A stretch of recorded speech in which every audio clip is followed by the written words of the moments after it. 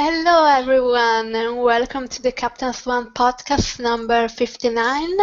We are back after a little pause, and we are going to be talking about the recent conventions, Once Upon a Time conventions. We have also a new person here. I'm Serena, so you're out on Tumblr, and the people here will introduce themselves. I'm Lisa, and I'm You Brought Me Home on Tumblr. I'm Allison Griffin Swan on Tumblr. I'm Michelle, and I'm To the End of the World or Time. I'm Ro, and my blog is Captain Swan Humor. I'm Shannon, I'm the new girl. My Tumblr is Mind Your Helm. Okay, so Shannon, like everyone knows, when someone new comes to the podcast, we ask them how and when did you start shipping Captain Swan? I started the show on Netflix, and I watched season 1, all of 1, and then I kind of was like busy, and I was like, oh, that's a cool show. And then I came back, and I only came back, I think, around maybe the end of season 3. No, the end of season 3A. So I was like around like the end of the Neverland thing, so I probably started around then. I had to watch all of season 2, and I was like, oh my god, what is going on over here? So that's probably when I started. It was very gradual. And that's when I started on Tumblr too, so. Okay, that's cool. Do you guys want to start with the questions? Then we'll talk about the conventions. Me a lot. Okay, there might be a little sass from me towards some actresses. Okay, I have a question for your sass. A question where you can unleash your sass. From Anonymous. They want to know what was the whole controversy about Yvette Brown, Swan Queen, and Comic-Con about? Oh dear. Okay, so for people who don't know, Yvette Nicole Brown is going to be the moderator of this year's Comic-Con Once Upon a Time panel, and she was the moderator last year too. But was there a controversy about her panel last year? I thought it was about her tweets. Well, last year when the show started up for season 4, since Yvette is also a once fangirl, like hardcore, so she likes to live tweet the episodes, and she was doing that. And apparently, I don't know if it was bad apples of certain ships that shall not be named, but they sent her nasty tweets and they said horrible things, and then so she stopped live tweeting on Twitter to avoid all that drama. One of the things that she supported in her live tweets was Captain Swan.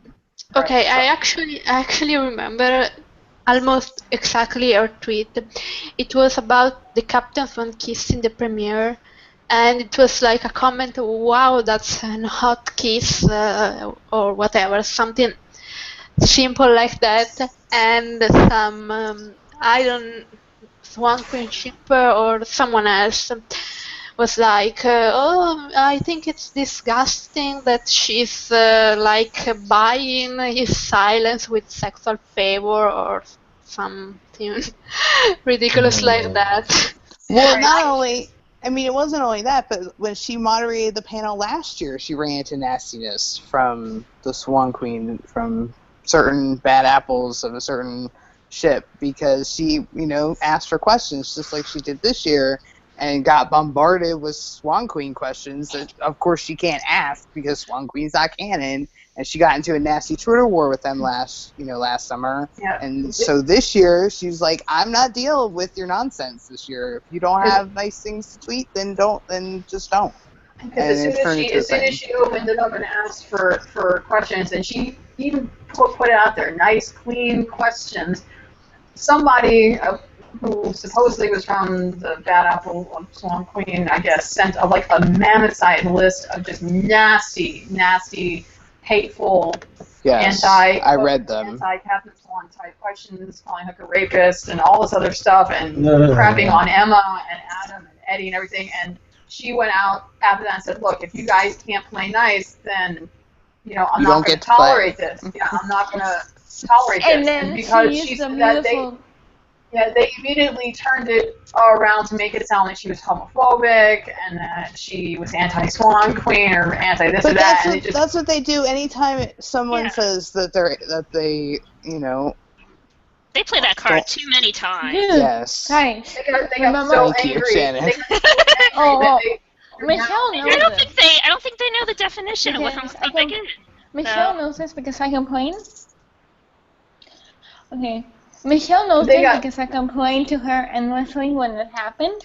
But remember my article on the Simmons thing? Yes.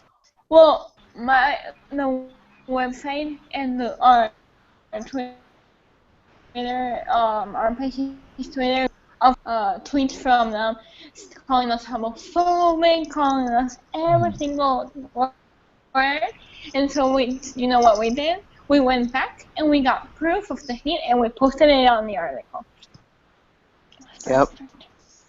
And they got so upset that they day of but they got so incensed that they threatened to go to the people in charge of Comic-Con to have her removed as the moderator. Yeah, Seriously. instead they asked her back. But I think the different thing about that to every other Once Upon a Time cast member or people related to Once Upon a Time is that she replies to them. She doesn't just take it. And I mean, I love Jennifer, but she just takes it when people insult her, and she even acknowledge them with replies that they don't deserve. But I bet it's not like that. When they're being terrible to her, she will reply, she will tell them to go away, and she will block them. Sean does it too. Well, I think, with Yvette, I mean, she's in a situation where she's not really part of the show, so she's so separated that she doesn't give a rat's ass. Yeah, she's a fan. She doesn't have to appease these people. Yeah. That's why before the Paris fairy tales thing, Jen had to appease everybody by pulling out of that duo picture with Colin because the Swan Queeners threw a fucking fit that they couldn't get their Lana and. Well, they didn't get a Lana I know. Jen panel either, so kindly bug her off. I think it's kind of hilarious the lengths they will go. Jen and Lana, they will go not to be in the same room at the same time. I mean, honestly, I'm pretty sure they hate each other. I mean, I don't seriously. know. I don't know if they. I think they're professional and professional, but they're they don't like each other. Like, I think they're just Jen in an always awkward looks pain. I don't think that they hate each other. I just don't think that they bonded the way that she has with Colin and Sean and all. They're not really friendly. They're professional. But they're not like family. I mean, let's all remember the picture where Jen looks really uncomfortable wearing that Swan Queen sweater. I mean, I think Jen and Lana have like a different perspective of the Swan Queen, and I think Lana is a little bit more. She appeases the fans more than Jen, and Jen, she doesn't want to do that as much. Oh, here comes the sad. It's gonna come a lot earlier than I expected. Lana queer-baits the fans. Why? Because she knows she's not that good of an actress, and she's the only one of the cast that hasn't gotten any other work other than Once Upon a Time. So she knows it, and nobody's asking for her. So she knows that she has to get the fans to like her, otherwise she's not gonna have anything. It's not just that. It's the fact that 99% of the Swan Queeners are evil. Right. Regals. Yes. They're her personal fans, so she has to. If she doesn't keep them happy, then they are experts at playing turning victim. on you. Yes. I mean, she has an old the Comic-Con. It was called the Evil Regal. Like they have a whole Comic-Con just for that. Like it was titled over her fans. The evil Regal, the Regal Con or something. Yeah, like dear Lord. Let's not forget what they threatened to do in Brazil. when they knew that Lana and Sean were going to have a panel together and they were going to chant Swan Queen. They did. And then they said, oh, they were, the two of them also chanted Swan Queen. I'm like, no, don't try to play with this bullshit. You said you were going to chant Swan Queen over Sean while he was trying to talk, to be rude specifically. They even had the tweets, and then they came back later on and said that they had decided to not do that because they didn't want to be seen as being disrespectful. I'm like, well, at least you did one thing right. You already did it. I didn't hear that one, but you already did it, so... But... It's like So they decide that's disrespectful, but bullying Jen to the point where she just gives up photo Because ops. they don't give two fucks about Jen. Well, according to the people, a lot of people that live in that area, the majority of the fans at the BrazilCon are Evil Regals. I guess they're Lana fans. So, well, it makes like sense. I mean, Lana's Latina, and that's Brazil, South America. That makes sense. Honestly, I didn't see any issues. I mean, from all the video I saw, it seemed like everybody was happy. There was equal amounts of Swan Queen, Outlaw Queen, and Captain Swan chanting. So it seemed like everyone was happy. No one said anything. No one said anything that was disrespectful. You know who was disrespectful in the band? Lana Parrilla. I mean, come on. Girl, you have to have some class. I'm sorry. Class is not in her dictionary, is it? Or in her husband's. She was making out with Bags. She was doing body shots of Bags. And her husband was kissing Sean. Oh, that's just Fred being Fred. Fred's like that. He's the only husband, or he and Tanya are more like fangirl of the show than the fangirls. I mean, Tanya's like, oh my god, I love the Captain Swan kisses. They're so beautiful together. Oh my god, they're the only one of them that never says anything about the show is Helen, but she's not a really in the limelight type person. Well, she's very she's private. like Colin. She's just like Colin. I mean, Yeah. They're very private. But here's the thing. There's a line, a very clear line that actors should not cross. Lana crossed every single one of them. I mean, jumping on top of a car and dancing around. She's Cream whore? I think she's that's her personality. she's just an extreme extrovert, I think. I mean, I thought, I don't know, but I just thought it was a little bit more, she was feeding off that ego thing, even though I don't want to think bad of her, because, but just based off the video, I mean, that's all I can say. That might be part of it. I have to give Lana this. She genuinely appreciates and loves all of her fans. Whenever they're there, she autographs their things, she poses with them, she talks to them. She is a really sweet person, and she is really there for her fans. She's just, it's like Sean. He gets up on stage, he dances around and stresses shit, even though he wasn't feeling well. This man had just come out of surgery only 2 weeks prior, but was still there because he didn't want to let his fans down. He's there. Some of them are just more extroverted. We're used to being on a different spectrum because we know Colin, and Colin is vastly different. I think Jen is also like Colin. I don't think yes. I think they're very similar. So they're very private. So I mean, they're enthusiastic about their ship, but they're not to that extreme. So the actors that we focus on, Jen and Colin, are a little more reserved. They're not that extreme, especially Colin, which is ironic given the character that he plays. But I mean, if you look at the video of the last day of the BrazilCon, everyone out there is Bex and Sean are dancing around and singing songs, and Colin just kind of looking like, I don't know these people. Well, you can see that in the Paris Con with the Let It Go their closing thing. Everybody was like, Georgina was all about it, and so was Lana. But you can see Colin and Jen were like, no, I'm not playing. Yep. Kind of by themselves. We're just gonna hang back, let you all do your thing. And as a fellow introvert, I totally could feel them in that moment. I'm just like, I'd just be standing back too. Same way. If you don't feel comfortable doing that, they're not gonna do that to to help out the fans. I And mean, people should not criticize them for them.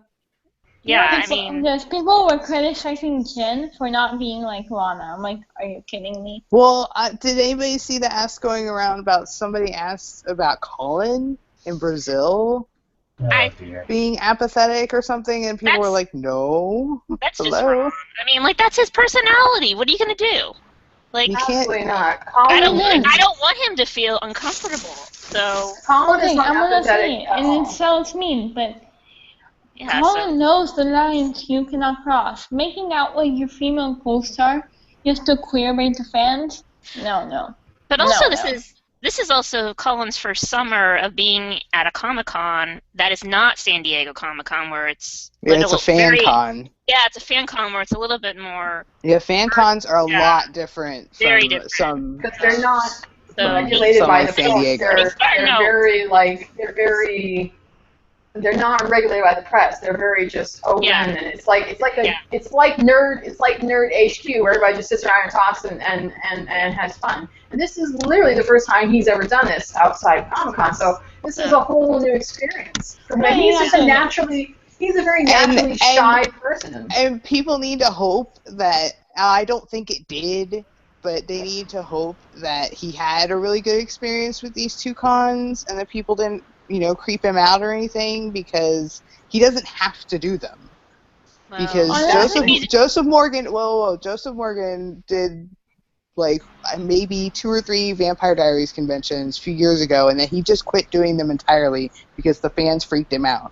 So let's hope and pray for everybody's sake, and Colin's especially, that he had fun and would be willing to do it again when he has the time. Well, from what I've heard so far, he claimed Honestly,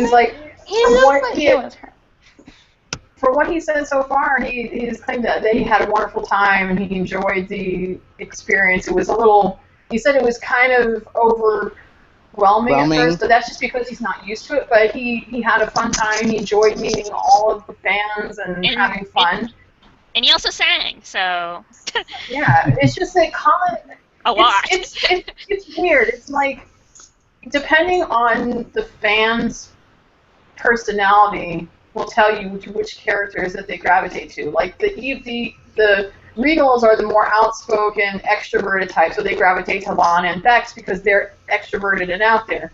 But us, most of the Captain Swanners, the ones that are fans of Jen and Colin, are more introverted because that's we connect with that character type. Okay, maybe not all of us. I said most, not all. well, okay, let's face it. Who here isn't it? Is there anyone here who's not an introvert? This is why we do a podcast, to try to get over our introversion. Duh. I will tell you this, though. I have not met the man personally, but I can tell you from what other fans who have been in Vancouver have said, he is the nicest guy you will ever meet. And even when they're shooting late at night, like when they were shooting the date scene, 4-4, they were shooting there at like 3 o'clock in the morning. He was exhausted, but he still came out after they were done. And he signed autographs, he took pictures, and he talked to everyone out there. Even when he was exhausted, he still did it because he appreciates his fans. Exactly. He might not be as, crazy, like, touch my butt, like, Josh is. But it's just everybody's... Oh, Josh. I don't know if that was actually, I think that was overcrossing the boundaries. I don't know if Josh let that happen. Oh, I saw a picture posted from the BrazilCon where Bex was posting with a fan, and their arms were crossed, like the fan was touching Bex's butt and Bex was touching the fan's butt. So, yeah, it just depends on what each person has their own boundaries. Yeah. Some are okay with touchy-feely and some are not. I think Colin is one of those that's probably kind of not. But I was surprised with some of his pictures that people were posting with, like, people are like, he was giving a piggyback ride. I was like, what? Yeah. I was like, wow, That's he really... He did a sword thing with one of them. He did the scarf thing. He did where he bowed to kiss the person's hand. I was happy that he did one with Sean because I think he's very comfortable with other people. He did a salute. He did the hook thing. He did the eyebrow thing like 5,000 times. And he hugged everybody. He hugged everybody, which was, I know that people that officiate these cons, they always tell the fans, don't do the touchy-feely, don't give them hugs, don't try to kiss or anything, because they're not going to feel comfortable with it. Let them feel comfortable with you first, and they'll tell you what they're comfortable with. But usually, most of the time, the cast is really open to, because I mean, they're very appreciative of their fans. It's just that. Yeah, Misha Collins loves hugs. I know from personal experience, he loves hugs. Hey, the Supernatural Con is coming back to Nashville next year, so maybe I will get to experience that firsthand. Yeah. It's a magical moment, Michelle. It's a magical moment.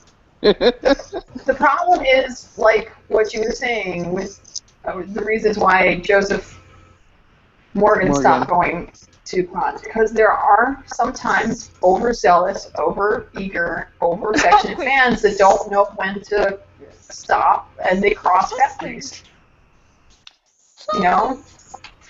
Every fandom has them that don't know how to back off, and that's why they wind up ruining it for... And that's why for the longest time, Jen didn't come out to greet the fans on set, because, you know, they tried to sneak into her car, and it was... No, it was crazy. It took her probably until season 3 before she started feeling more comfortable enough to go out and talk to fans again. And she still doesn't always do it. She does sometimes, but not always. Just to put things on a lighter note, I'd just like to give an honorable mention to Megan Ori. True love always wins. Yes. She knows what's going on. Megan Ori, she was with us from the start. Remember the very first, when she was still in the show? She was in the Jello scene. No, I know, but when she was still in the show, regularly. Mm-hmm. Yeah, that TV Line interview she did. Yes, it was about her episode, and they asked her about Ruby and Hook maybe getting together, and she's like, I think something along the lines of, I think he and Emma have a thing. He's taken. Yes, she was one of our first official shippers. And dancing with Jen when Colin was singing. I think Jen did that because Colin was a little uncomfortable with singing. Yes. And I love that about them. They got each other's back. Yeah, guess what? If you see, if you see the HD video, he starts singing and he looks at her. No me he bañado. He starts looking and he just gets up and starts dancing in the back, and then catches on really quick and gets up with her and starts dancing too. Yeah, I wonder if that was planned. Like, if they asked me to sing, then you have to dance. Oh, and the best part was finding out that he improv'd the scarf and she improv'd the tackle. Oh my god. I think just the best scenes were improv. I rewatched the tackle scene, and you can hear like the noise Colin makes. That it was surprised. He's like, oh. Whoa. Like the which might be why Jen did it, because, well, to get him back, first of all, for probably something we don't know about, and also because, you know, you can only really get that surprised reaction like the first time. Yeah. After that, it sort of becomes rehearsed. So. But after seeing that scene, I can't picture it any other way than them on the bed. Like, nope. I was like, that's perfect. Jen is smart. Though, that just makes us as a fandom feel so much more blessed, because we have two actors that feel so comfortable in their friendship and trust each other so much that they can pull off these improvs, you know, and be comfortable with it and make the scenes that much more meaningful. And who wants to bet the fact that he improvised the bit with the scarf, although how the hell else did they expect him to tie it with one hand? I am confused about this. He did say that a lot of times the writers would forget. Who only has one hand, and they would braid it as if he had two. But what I'm saying is that was like his third episode, okay, and only his second episode with Jen, and it's like that's that first real moment where you really see the chemistry with them. And can you imagine without that bit? that it doesn't come off as well, and I wonder if that is what ultimately got him the regular gig. Maybe. I mean, I'm sure. No, but I mean, Go overall, but just seeing that in the dailies and going, holy smokes, you just struck freaking gold here. Sign that He's a man to a keeper. contract right now. You know what I mean? I'm sure the dialogue wasn't changed, but the fact, because if he had just tied it off and went on and blah blah, it has nowhere near the same effect as his own personal choice to lean down and look up at her through his eyes and like tie And her it with front Tied off with eyes. his teeth with the smolder. I mean, it Yeah. was teeth and the You know smolder. what Let's all be real. You knew And, what he she, was and she's doing. like, fuck struck. It's the same thing in the bedroom scene. If they had been standing up talking, and this was like a very emotional scene. It was very heavy, and if she had tried to have the same discussion with him in a different way, like vertical, it wouldn't have come off the same. I mean, it's very intimate, yes. Yes. So, and that needed to be there. So. And so we need to be thankful that they are such good friends so that they can do stuff like that without needing to be directed to do them. But So, I yay. have to agree, Michelle, with what you said before. There's a fine line between paralleling and ripping off. And that's what turned me off with 21, with the way that they blatantly ripped off the hand tying scene with Outlaw Queen. And it wasn't actually badly done. Like, it wasn't just a rip-off. It was a bad rip-off. I mean, I'm not saying that they couldn't have done something like that, but that hand tying thing was specifically done. And now that we know that it was improvised, even more so. It was specifically for Jen and Colin, Emma and Hook. And that is something you can't repeat with two totally different characters. It doesn't resonate. And not only that, but like I said in that post, Lana and Sean have very different chemistry from Jen and Colin. It's just they both play it like the two characters are crazy in love with each other, but it's different from Jen and Colin because they're different actors, and you need to write the scene towards their strengths as a couple instead of plopping someone else's stuff in there. It just didn't make sense. It's like in oh god, I forget which episode of season 3, but I think it was episode 15 when she and Robin were going through Selena's house and they were searching for clues. And he's staring at her butt. When he was staring at her back, and then he walked up to her as she was pouring the whiskey into the glass, and it was blatantly like sexual. That worked for them, but. Yes. Might not necessarily work for someone like Captain Swan. Or it wouldn't be a snowing scene. Most definitely not. You have to choose these scenes based on the characters. Yes, we know that there's a lot of parallels between Captain Swan and Snowing, but they're not blatantly ripped off. They're just similar because their relationships are similar. Mm-hmm. And it doesn't involve cheating on your dead wife.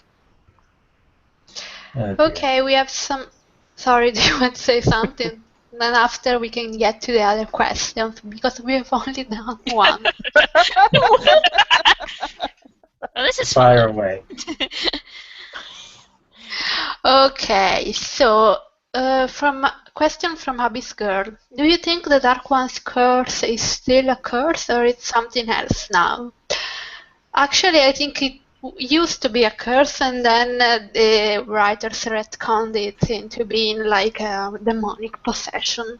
But That's what exactly do you what guys I think? think. I think I agree with you, Okay, Serena. Michelle. Same. agrees with- Same.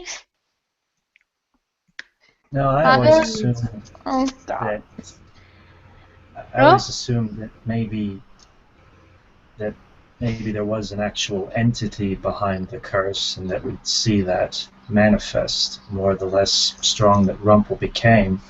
And it turns out that there's a whole history behind it, and that's what I'm interested about this arc. Like, there's been more than one Dark One, so that's why I like more mythology being added to it, and apparently it's connected to Camelot, one of the oldest fairy tales, a legend. So Yeah, I think I he's just more want to of- say this right now, that if they claim that it's a demonic possession and use that as an excuse to give Rumple a clean slate, I'm going to flip a fucking table. Same. No. Yes. No. He does not deserve that. He 'Cause- deserves No, to I suffer mean- in pain. The one Yeah. thing that's been a constant throughout almost the entirety of the show, beyond hope, is choice. I don't care how dark that the entity was or how strong that the magic was. Each dark one went about it in a different way. Zozo was obviously pure. Well, I can't even say that he was pure evil because when he met Rumpelstiltskin, he looked as though he wanted Rumpelstiltskin to kill him. Zazo's problem was he didn't want to be the Dark One, but he was being controlled by the dagger. He had to steal the dagger from the dude who was controlling him and then have Rumple kill him with it so that he wouldn't be the Dark One anymore. Yeah, because Zozo Because he looked was like so disgusted with himself. like he genuinely didn't want to be the Dark One. Rumple, he didn't always do nasty things. Like, I mean, he took on the darkness for a noble reason. But yeah, but then almost as soon as he got it, he started squishing people. He started turning people into snails and squishing them and making soldiers kiss his feet. Yes, he made So choices. he's not a good person. He made choices to kill, and he also made choices not to kill, which means there's more. The person that's tethered to has more control over that entity than the show would like you to believe. They're trying to make it out to be like it's a possession and it's totally not the fault of the person for whatever it does. That's bullshit. Rumble had complete control over whatever, because there were moments when he was completely evil. There were moments when he was trying to be somewhat decent when he was with Belle. I mean, there were levels, so you know that he was able to make choices. The only reason that the only time that he wasn't able to choose for himself was when someone else had control of that blade. Otherwise, everything was his own choice. So, but we can't really say for sure what it's going to be with Emma because here she is, the purest light magic, true love in human form that now has also been taken over by the darkest of dark. So. Yeah, I think based on the title of the premiere that definitely, if not at the very beginning of that episode, definitely by the end, she's going to be full on Dark One, Evil Emma, and they're just going to go from there. We're not going to see her. We're not going to see her descend into darkness and lose control and lose hope and all that stuff. That takes a long time. That we're going to see her. That's why I wanted a time jump, so they didn't have to show it. They could just cut to the chase and get on with stuff. Because especially the show loves telling and not showing. So that they're just going to dive right in with Evil Emma. Because she's the villain of this half season. But they have to have a reason why she's is she we go back to the original question, is she possessed? The reason why Rumple kept doing dark deeds was he didn't like to be he was just a coward. He kept going. I keep hearing voices. Can whoever it is as these people in the background lower their volume, please? Leon! Alright, I lost my train of thought. Sorry. With Rumple, the reason why he clings to the power so much is not necessarily because he wants to. He in his mind is not believing he's evil. He thinks that he's clinging to it because he's so afraid of being without it. I'm really interested to see what his personality is like once he wakes up and for the first time in 300 years is powerless. Oh. I'm not talking about outside the town line where he can come back whenever he wants to get his power back. I mean, completely. I have a feeling he's gonna be pissed. Well, he might seem grateful at first that he's not dying, but then he's gonna realize that life sucks without his powers, and he's gonna pretend to help in a way to get his powers back. Do you think he's gonna try to stab her? Yes. If anyone could understand how the entity thinks and what this darkness entails. It's him. I know he's the last person that they want to go to for help, and no one understands it other than Killian. No one understands it better. Yeah, well, right now he's in a coma, so... Well, I think, I'm going back to my original theory I probably posted on Tumblr, but, like, I think between either Guinevere, Arthur, or Merlin, one of them was the original Dark One. The first Dark One. One of them. Well, they can't be, because you have to kill... Because once Merlin put the darkness in somebody, once he tethered it to a person, you had to stab them. Okay, you can't be Merlin, but it could be Arthur or Guinevere. But they have to be dead. Because you can only become the Dark One after stabbing the old one. But I think that all the stuff that we're going in season 5 is going to be flashbacks of that. No, I think we're going to see them in real time. I don't know. Well, no. There has to be present day because Lancelot knew Snow and Charming. So unless Lancelot doesn't age, then... He could be like Hook. He could be 300 years old. I don't think he And is. he can still be alive. Okay, I don't care how they bring him I'm back. pretty sure that Lancelot is dead then. And then what we're going to see of him is just going to be the flashback. But if he's dead, Cora said she killed him. Does anybody really believe anything Cora says? Exactly. But if he's dead, then this has to happen in flashback. And after all, nobody's really dead on this show except Neil and Graham. And here's the other thing. Now, the comic book that came out, a couple months ago, had Jefferson going to Camelot via his hat. So Camelot's not in the Enchanted Forest. It's in another world. It's another dimension that you can get to via the hat. So they could still be alive somewhere and still be contemporary to our people. So it's like a whole other world. It's not in the Enchanted Forest. Yeah, but they can still use that for flashbacks. I still have this niggling suspicion after reading the graphic novel and seeing that story with Killian and Liam that there is every possibility that Liam might in fact still be alive somewhere. No. No, I think he's dead. No. They buried him at sea. No, I mean, it was left intentionally. If he wasn't dead, he's already drowned. He's a merman. He's a merman. It was left intentionally ambiguous as to whether or not that was the creature pretending to be Liam or if it was Liam. But they buried him at sea. They put his body in a sack and sent it over the side, just like they did with Mila. They showed that in good form. True. He's in Davy Jones's locker. Yeah. Oh God. Well, if we get what we fucking want and actually finally get some Killian backstory with some Jones brothers or father or Mother Jones, that would be really great. No, I want to hold my breath. I don't want to focus on Rumpel's mother, for God's sakes. No.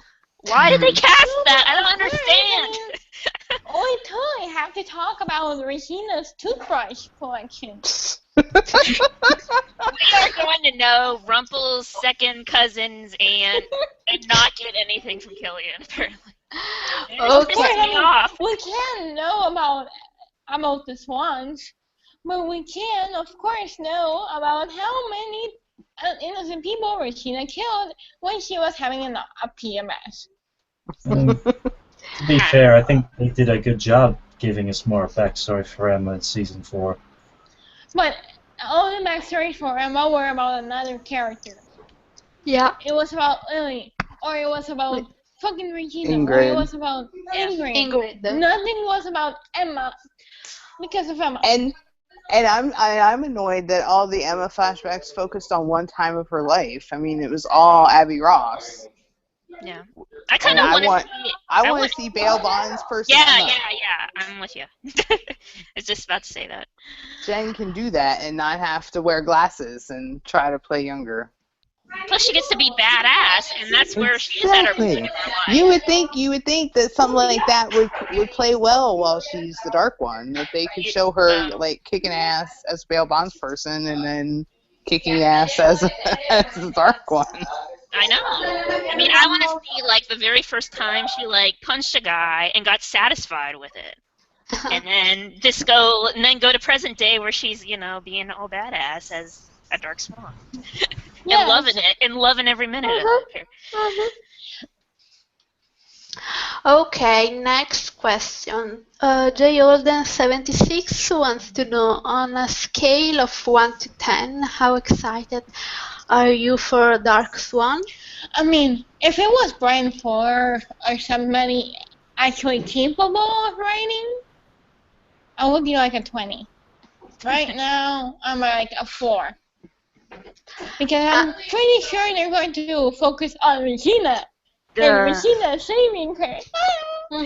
I'm excited for Dark Swan, but I'm not excited for the ways they will use Dark Swan to retcon Rumple's actions and pretend that Regina isn't that bad, or whatever Ding, ding, ding, ding. terrible ideas they will have. You know, you could almost well, say you most know of what us are- Lana said, right? That Emma's sacrifice was a back of true love. Oh my God! No. When Lana said that Oh. Regina won't feel guilty about Emma's sacrifice because she didn't ask her to do that, I'm like, okay, I'm glad that Regina is still a sociopath. No, but because she also said that Emma did it because of her love for Regina. No. She just saved the town. Thank you, Jen. And Yeah, immediately, I wish, and I think this would have been easier for everybody to realize if they'd have made it clearer in the episode that the darkness was going to kill people. Well, the problem Because is they didn't have an interview after that show. They didn't have any interviews. But they didn't need one. They could have made it perfectly clear in the episode that if the disembodied blob smoke monster was going to kill people. They did though. Emma made it very clear. I was confused when the episode ended. Yeah, we were. I thought I was confused and I was paying attention. I wasn't. I mean, Emma made it very clear. I had to ask She Michelle said that 10 times what happened, and she was like, I don't know. Emma made it clear. She said in that last scene that it was going to snuff out the light. That means everything. But I'm confused about is why the darkness sucked the apprentice. He went to the apprentice first in that room of people. Yes. And that means he has a shady background. Yes. Or that they just wanted something different. Well, I know why. If they're going for darkness, you would think they'd go to Hook first. No, I know why. I know why it went to the apprentice first, because they need the apprentice to die because the apprentice knows too much. Is he dead? Is he dead though? I'm pretty sure he is. I think he did. He's gonna know too many things about the searching for Merlin stuff, so they have to kill him because they have to make it difficult. Exactly. And they have to make it so Regina can be the hero. Couldn't he just go in a coma like Rumple? No, I'm pretty sure they're gonna have him. Because he's not Rumple. He's gonna be Remember, dead. Rumple has more life than a cat. So then why, when the darkness left Regina, she didn't die? Because, well, even the darkness wasn't like, it wasn't they don't want to touch because it wasn't expelled from her like it was from the apprentice. Emma used her magic to force it out of him. Yes, Emma literally ripped the magic from his body. It wasn't even like what the apprentice did with Rumple's heart. He didn't take the darkness from his heart. She literally ripped the darkness from his body. Whereas with Regina, it was only the smoke was still swirling around Regina, and then Emma took the dagger and shoved it in, and then Regina got out. I think there's still some plot holes there. So. There's a shitload of plot holes. She said point blank, it's darkness, and it's snuffing out all of the light. You can tell. But that's saying snuffing out the light and it's going to kill you are two different things. If she'd have said, if you keep doing it, it's going to kill you, then that would be clear. But no, still though, for Lana to say that she did it out of love, I was like, oh God, I'm not begrudging what you're saying, but you have to watch how you word things. Oh wait, you can take it the wrong way. like I was saying, she doesn't watch because she wants to clear rape. So. But that's not even the thing that irks me the most. It's the fact that Regina apparently will feel no guilt about this, and I'm like, seriously? Oh, she doesn't feel anything guilt. She's a psychopath. She's a sociopath. Lana's not writing it, Adam and Eddie are, so maybe she will. Yeah, but pretty much Adam and Eddie eat out of Lana's hand. I was going to say not something entirely. worse, but... She was against Regina brainwashing Henry, making him forget about the device. She was very against that, but they went through with it anyway, so I guess she doesn't have full power. And notice that thing has conveniently never been mentioned again. Yeah, well, remember... No, but that was back in Season 2 when they were still of their sound mind. You know, post-Season 3, it's been all, oh, Regina has white magic! Oh, Regina can steal hearts and have no regrets! Oh, I have no regrets about anything because you gave me my son. Well, I would think she'd feel a little bit regretful considering she was the one who took the ink and got them all into that stupid fan fiction in the first place. But that's the thing with it. But in Neverland, it was the Tree of Regret, and if she had any regrets, it wouldn't have let her go. Exactly. So she clearly didn't. Okay. That's why Snow and Emma couldn't get away, because they had regrets. She can be Zelina's problem now. I don't think. Yeah, at this point, I don't really want her to be that heavily involved in Emma's storyline. I'd rather that she just stick with the whole Robin baby green thing. That's her story. Let her stick with that. Honestly, we're not that lucky, Lisa. We're not that lucky. Seriously though, congratulations, Bex. Series regular. Yeah. I'm glad because I like Rebecca, but I'm so bored by Robin that I don't know. And I feel sorry for Michael. Yeah, that was like a big slap. People named Michael don't have any luck with series regular roles. But what are they gonna do with him? Like, take him out into the woods and he just never comes back? What? I'm so pissed. I mean, here's the thing. You come into my house, you disrespect my Scarlet Queen, and then you don't treat, and then you use him as nothing. Well, yeah, I'm watching you, though.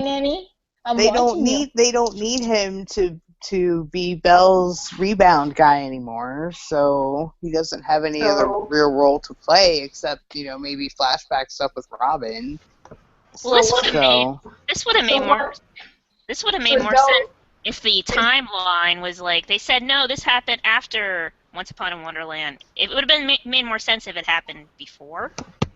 So what is she just gonna now that Rumpel is comatose and they're not sure what's going to happen with him, so what, she take Will off screen and said, look, I care about you and you're a really sweet guy, but yeah, I'm just going to have to walk away from this because I need to devote my time to my abuser, so pretty much you're just going to have to go. This is why so we never see it, right? We were rooting for you, Belle. We were them get together, and they you. said that we would. They said that we would see how Scarlet Beauty happened, and we never did get to see it. They also said they would hint at what happened to Anastasia and then reveal what happened to Anastasia, and nothing. Somebody had a whole list of the things that they promised would happen in season 4 and that never came to fruition. It was a long list. Okay. You come into my house, you disrespect my Scarlet Queen. Next question. So, Hooked on Killian for Life 28 wants to know, do you guys think we will get any good Captain Swan scenes in season 5, or we will have to wait until Emma gets back to being herself? I don't mind Dark Captain Swan. I'm all for Dark Captain Swan. I think she's going to try to tempt him into being dark. Okay, that's going to be sexy as fuck, man. I think she's gonna. Colin said himself that if she was to go dark, he might not mind it too. But I mean, yes, he would definitely try to save her and bring her back, but that didn't necessarily mean that he would enjoy seeing her in little skimpy outfits that she's probably going to change into and be, be a little villainous and find his darker side again. Because I gotta tell you, I miss the pirate just a little. You know what? I do. After seeing him play Coward Hook, I really miss, Potty Mouth Hook. Well, she might use her dark powers to change him into another different outfit. Or just take the outfits away completely. Could be his pirate slave boy. Or, you can use force him never to wear a shirt. I'm just saying. Well, not like he actually wears one anyway. He doesn't know how to use buttons. Well, that was his old costume. But, yeah, he's got more buttons on the new one. Matter of fact, I figured out a few days ago why it was that he was wearing that white T-shirt under his blue shirt at BrazilCon. At first, I thought it was maybe because he felt uncomfortable having the fans looking at his chest hair. No, me encanta. But then when they blew up the picture of him and I got a better look at the blue shirt, oh, that's why. Because the blue shirt was really thin. You could see the T-shirt through it. I was like, oh, now I get it. Because if you didn't wear a T-shirt, you'd be getting a really good look at, that really gorgeous chest hair. Okay, let's go to the next Just the question. chest hair free.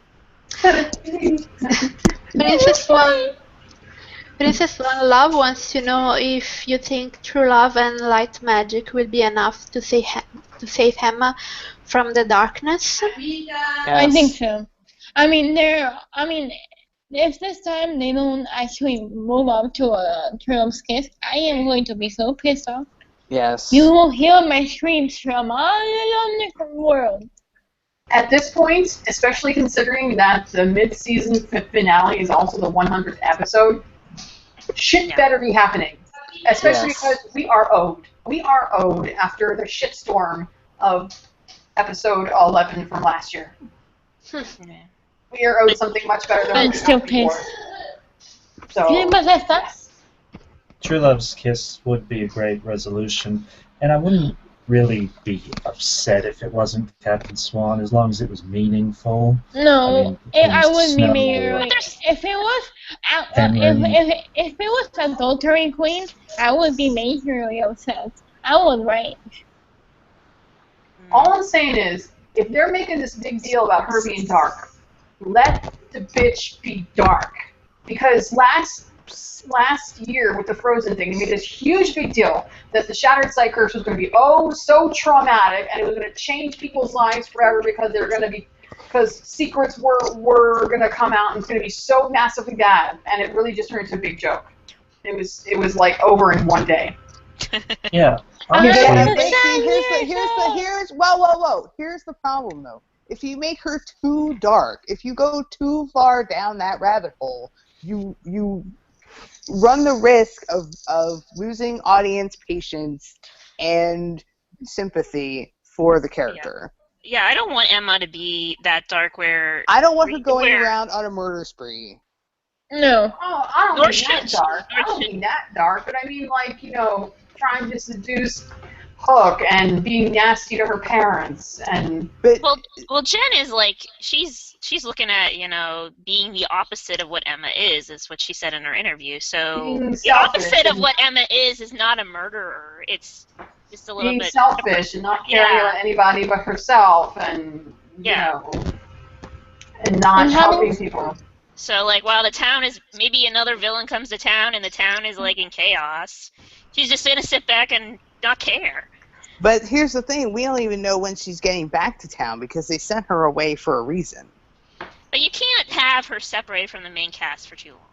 But you can, if she went to Camelot, she can hang out with Camelot people. But you don't want to see her hang out with Camelot people. You want to see how she's being influenced with, her real family. So,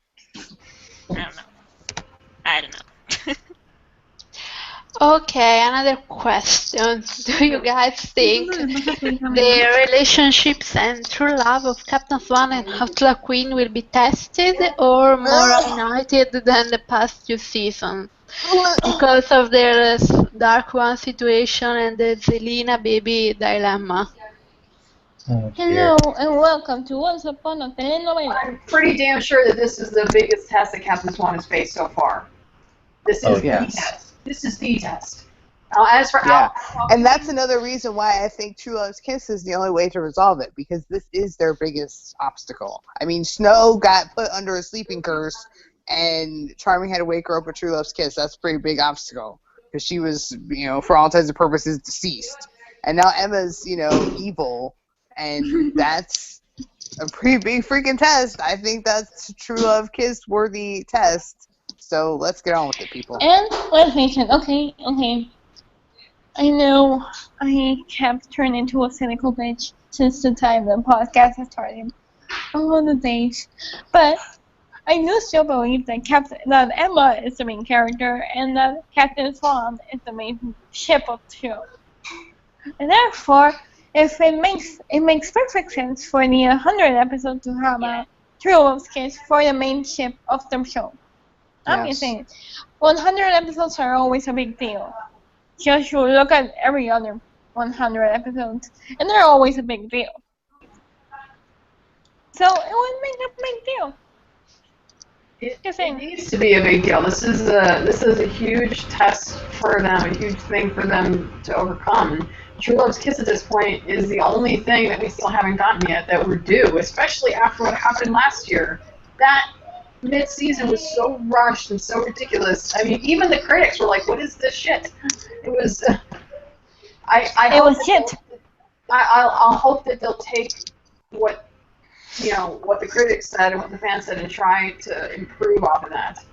I'm not going to go into the frozen stuff because we've already beaten that like a dead horse. But as for Outlaw Queen, they actually ended the season pretty solid. I don't see where. Okay, so your boyfriend's having a baby with your sister. So fucking what? Other people have done it before. Like, it's hard.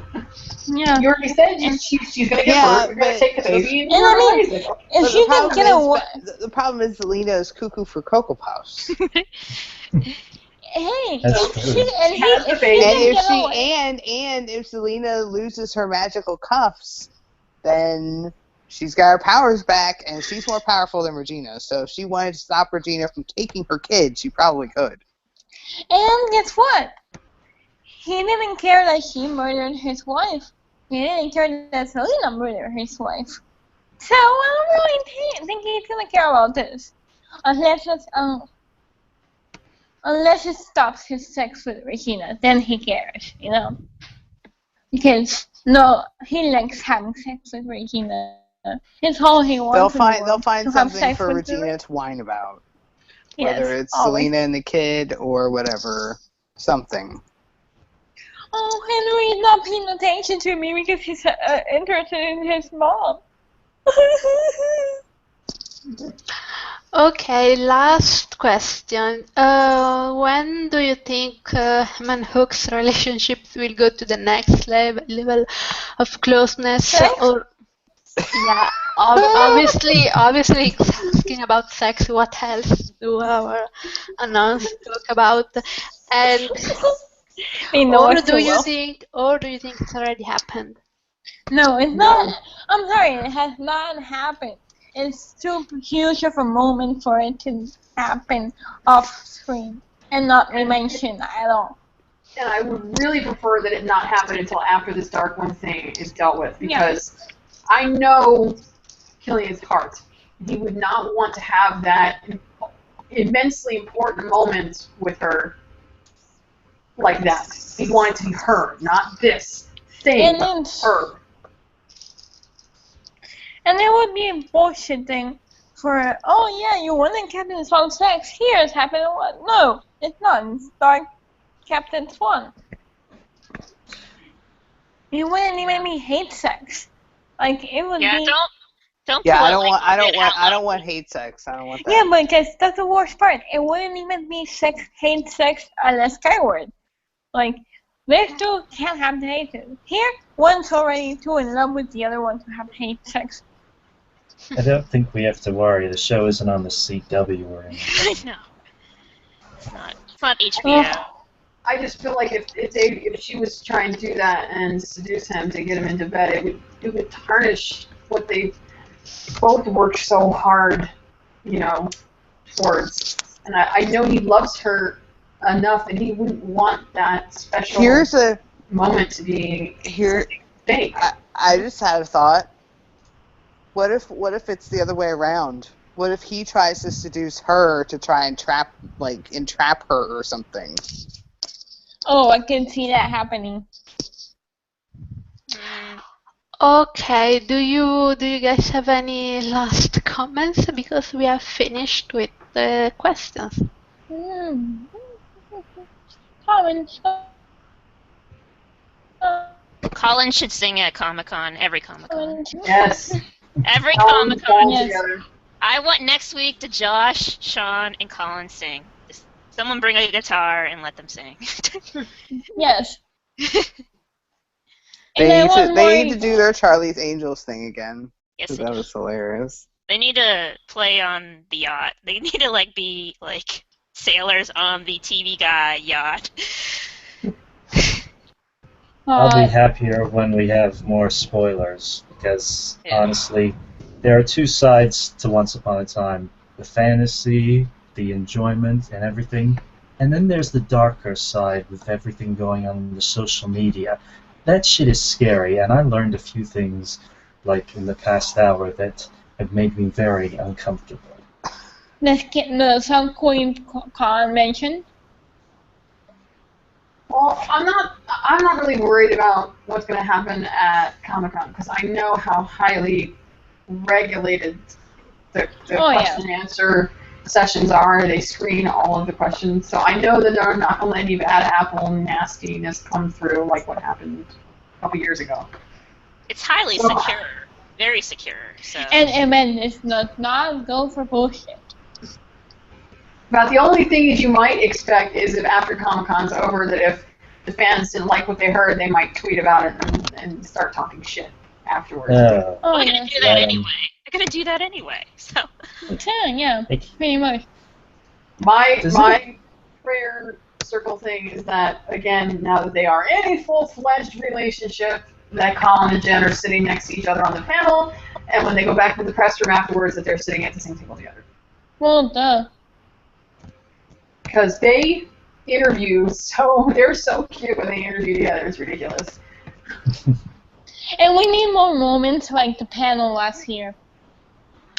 Yeah, we're gonna need all of the Jen and Colin cuteness to help get us through this dark Emma nonsense that I'm not crazy about. Yeah, I mean, Adam has. I still don't like this dark Emma thing, and they're gonna have to convince me. And I think I'm just gonna be getting whining through it. You're gonna be whining to me in message. I think the only sneak peek we're supposed to be getting is that little teaser that they filmed in April, right? Yeah, I think it's gonna show us where she went.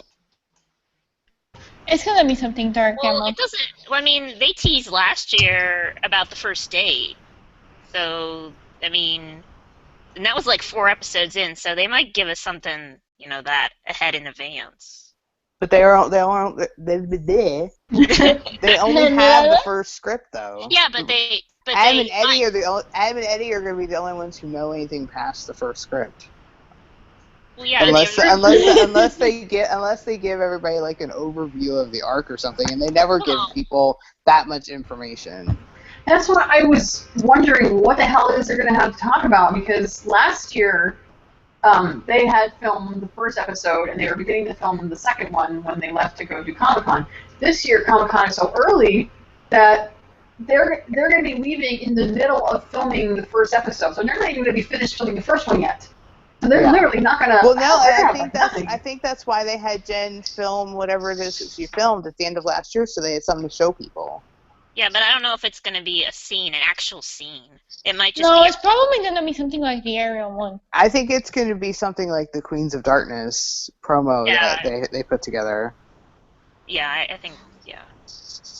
Did Jen say something about learning horse riding or something? I think she did that for fun. She wants to do that for fun, but Yeah. Oh. hopefully It she'll be really able is to ride a fun. horse. So. Well, said she definitely- if she's the dark one, she can finally do that poofing thing. She says she definitely wants to change Emma's outfits, and they're going to be definitely. I'm sure Eduardo is hard at work. Has been hard at work at it for weeks.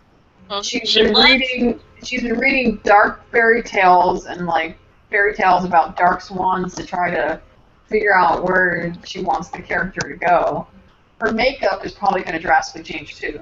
She's probably going to have a lot more.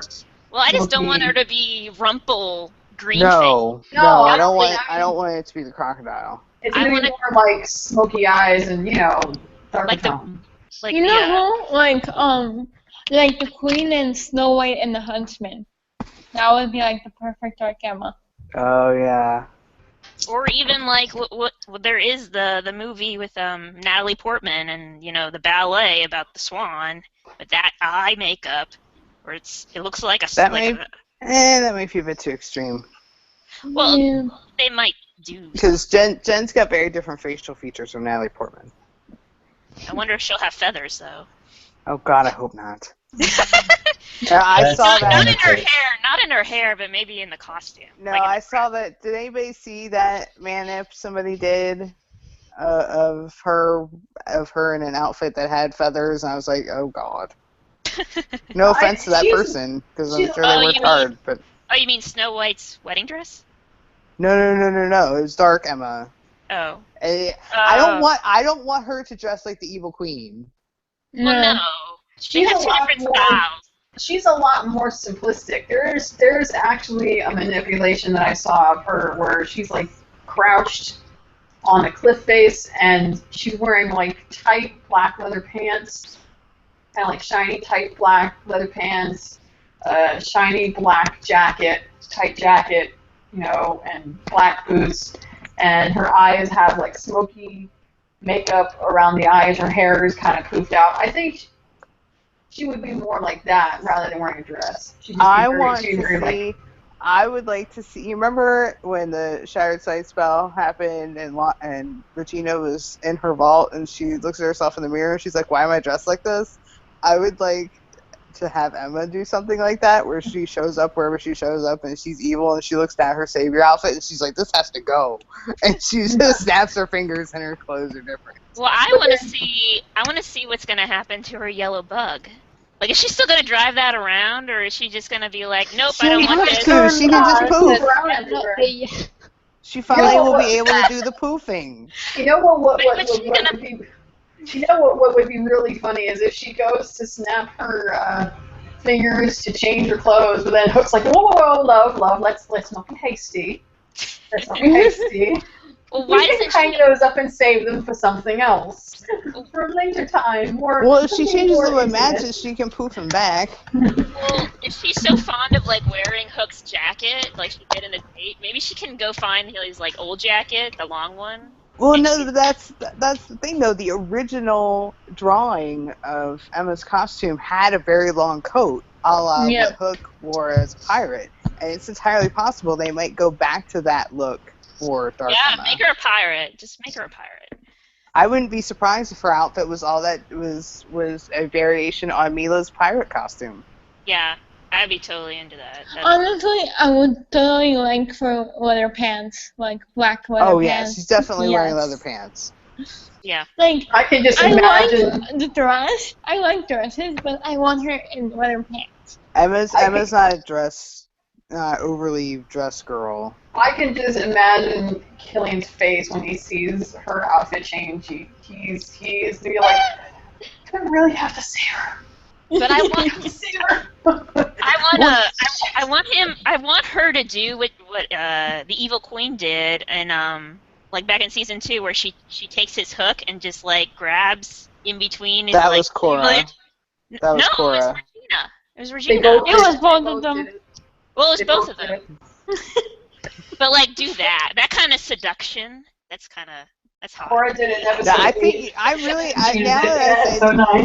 that I said that, I'm kind of really liking the idea of him trying to seduce her.